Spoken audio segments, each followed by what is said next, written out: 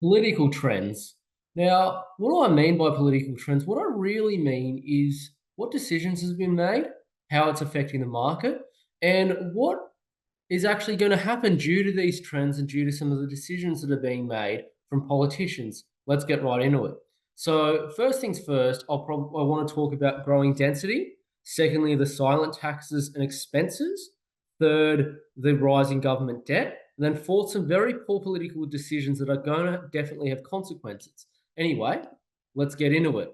Now, obviously, with an increasing population in Australia, no doubt we're going to need more dwellings. I don't think anyone would disagree with that. No politician, no one in the media, no one else. Though with these trends, we're getting some changes to obviously legislation in a lot of areas. So you can see here, this is something brought out recently by the Chris Minns government and the Labor government in New South Wales, that there's improved densities along major transport corridors. That's particularly train lines. So you're going to see this continue to happen in the future, especially in places like Sydney, where it's just landlocked and more people want to live where all the jobs are, which happen to be around the CBD, alike to many other cities in Australia. So that is going to continue to happen. I'd say as well, if you want to think of Melbourne, places like Cheltenham, where you have the actual rail ring loop, and then also other places in Brisbane that are close to sort of key amenities. So if you think of, for example, like Fortitude Valley, that's an area where there's just high rises going up left, right, and centre. Not only I'd say small high rises, but ones above 20 stories high. You're going to continue to see that happen. So that's not a Sydney wide thing. That will be a national wide thing, particularly in main job hubs and transport corridors that will continue into the future. You can see here, even this is actually, I think, in Melbourne and in Victoria mainly, granny flats being given the green light. And this is only late last year. So you're going to see things like this continue just simply because we don't have enough homes.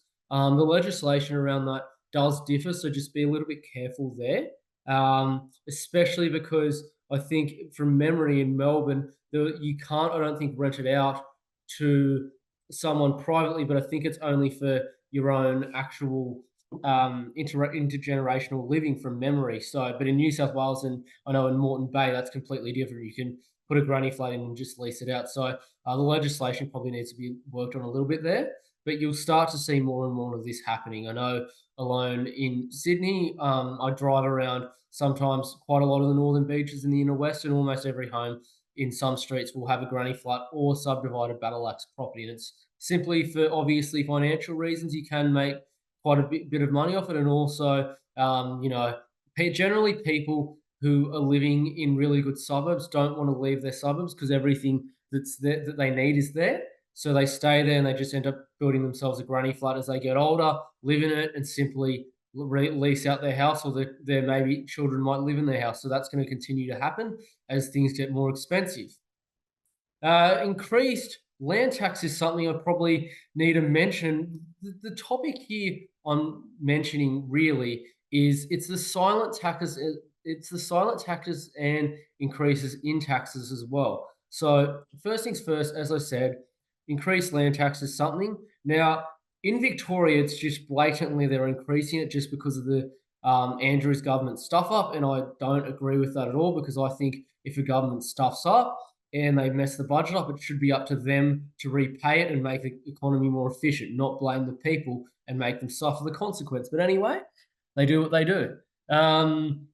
Look, it's not only Victoria that has this, but it's also other states. So, look, I previously mentioned that places like in Queensland, you had a lot of council regions between the years 2020 and 2022 reevaluating their land values. Now, some of them, what they've done is the property value, or should I say the suburb median, mainly may have only gone up by about 30 or 40%, but they increased the land value by 50%. Now, again, I don't know how that's possible and how that even is legal, but that's what they do. So that's a silent tax, let's say, that an example of a silent increase in land tax that the government has done in recency.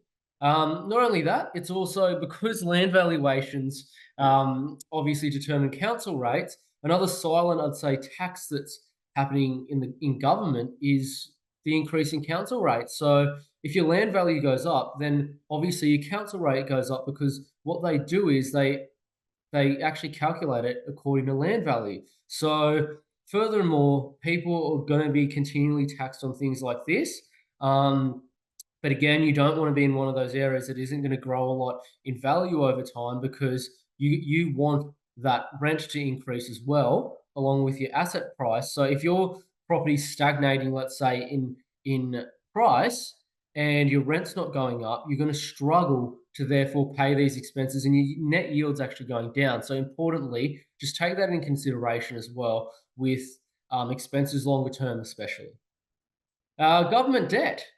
So government debt, look, it's just skyrocketed. It's just unbelievable what's going on. Now, if people don't know what AGS is, it's adjusted government securities. That's what it means, or Australian government securities, should I say? And then you can clearly see the interest expense there too. Now, what basically happens is your interest expense. It lags slightly as to what your graph's doing generally. So you can kind of see, as especially in the 80s, where you had interest paid obviously going up. Obviously, that had a bit to do with interest rates as well at the time, the cash rate. But look, you can just see, especially since the GFC and even worse since COVID, it's just ballooning out of control, government debt. So what's going to happen is that actual interest paid line is going to continue to go up.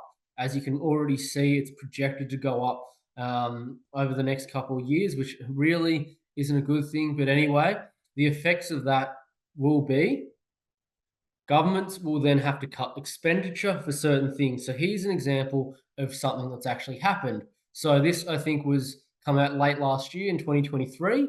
50 projects axed under the Australian government's spending review.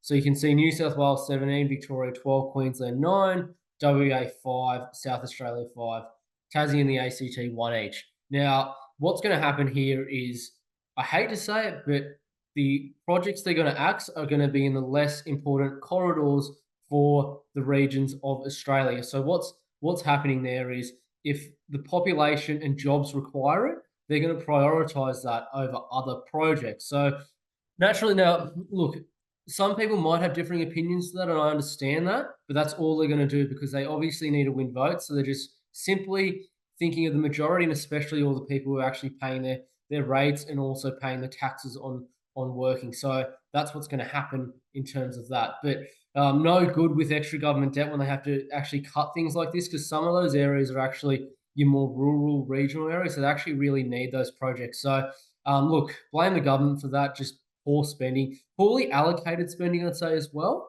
But anyway, that's what they do. Look, another thing that's happening now is governments are coming out with extremely poor policy. Now, look, I've grown up near the coast, like pretty much my whole life. I love surfing, I love fishing, I love boating, swimming, everything you can think of that's near the water. And look, I love taking care of the environment. I dive regularly and I'll pull, garbage out of the ocean when I'm there. But look, some of the green policies that they're trying to do is just ridiculous. Now, you've got these are two articles alone that are literally within 5 days of each other. And you've got the first one saying 90,000 extra construction workers needed to hit the goal of above 1 million homes, says the industry, right?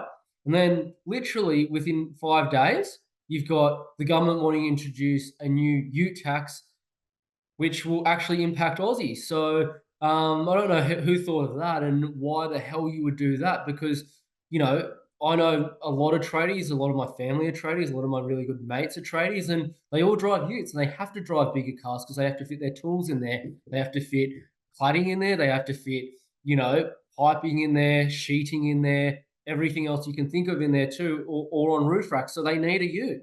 It's as simple as that. So you need 90,000 extra tradesmen or construction workers, but then you're going to disincentivize them to then tax them more for something that they actually need for their actual jobs. Now, that just sounds absolutely ridiculous, and I don't know if the government actually thinks of these things, but mate, perhaps they could just look at two of the things they've done within 5 days of each other and then maybe make a good decision. But that's an example of some really bad policy decisions that are being made, and just idiotic things. Like, I think they probably should have to take these things to, let's just say, a panel of, let's say, five everyday Australians, just to make a decision and just say, does this make sense? And I guarantee you, stuff like this won't get through because people have common sense. But when you're in bed with other people, especially the World Economic Forum and other sort of idiot globalist organizations, this is what happens, and they're going to continue to do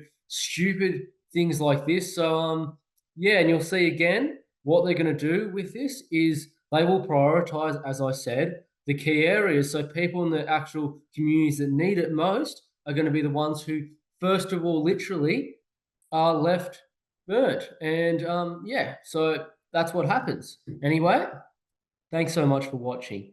Please subscribe to the channel, and if you're looking for a buyer's agent in Australia's best performing suburbs, be sure to reach out via www.compoundinvest.com.au. The details are below. Thanks again, and welcome to the channel. I'll see you in the next one.